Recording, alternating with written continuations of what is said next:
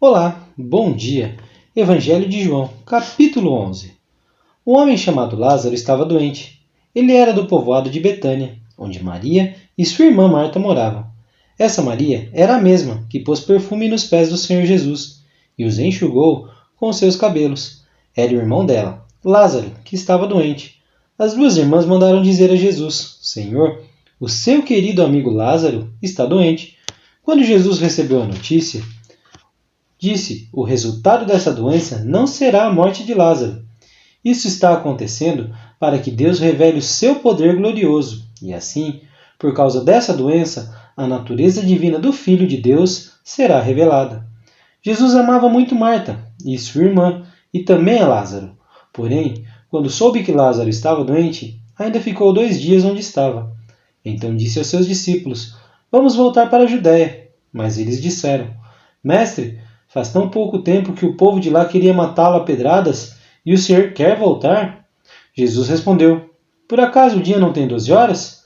Se alguém anda de dia, não tropeça, porque vê a luz deste mundo.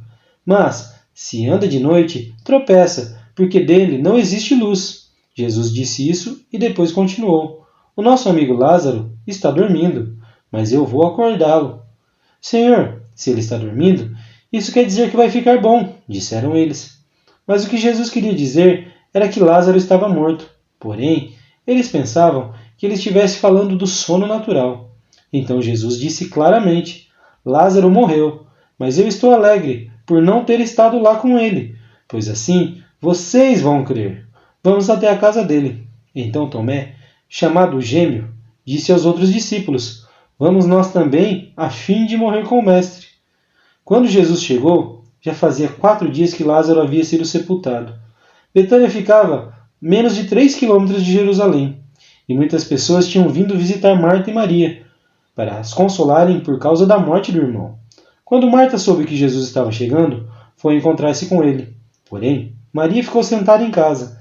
Então Marta disse a Jesus: Se o Senhor estivesse aqui, o meu irmão não teria morrido.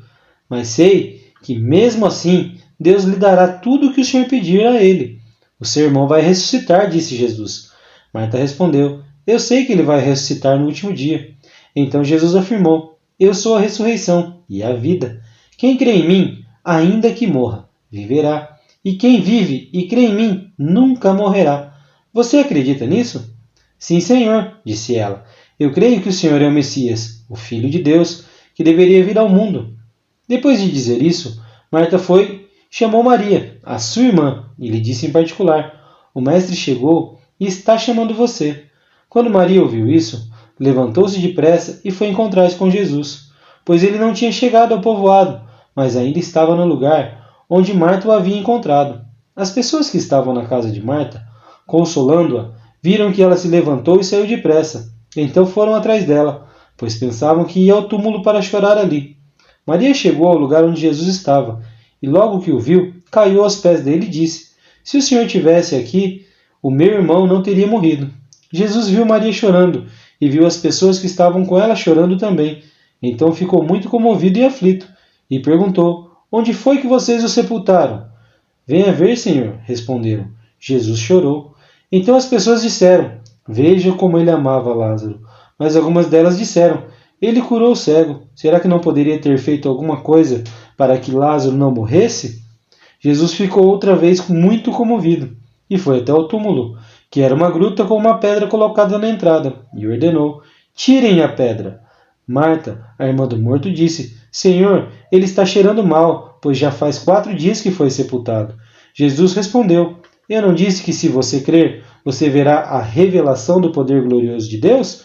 Então tiraram a pedra. Jesus olhou para o céu e disse: Pai, eu te agradeço porque me ouviste, e eu sei que sempre me ouves, mas eu estou dizendo isso por causa de toda essa gente que está aqui, para que eles creiam que tu me enviaste.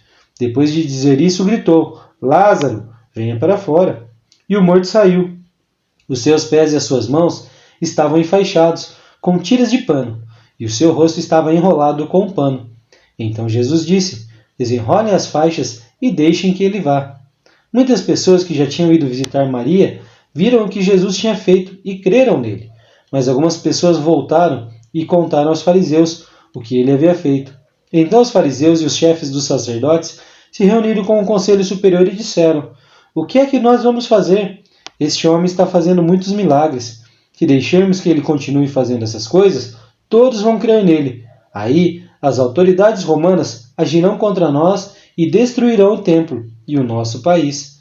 Então Caifás, que naquele ano era o grande sacerdote, disse: Vocês não sabem de nada. Será que não entendem que para vocês é melhor que morra apenas um homem pelo povo do que deixar que o país todo seja destruído?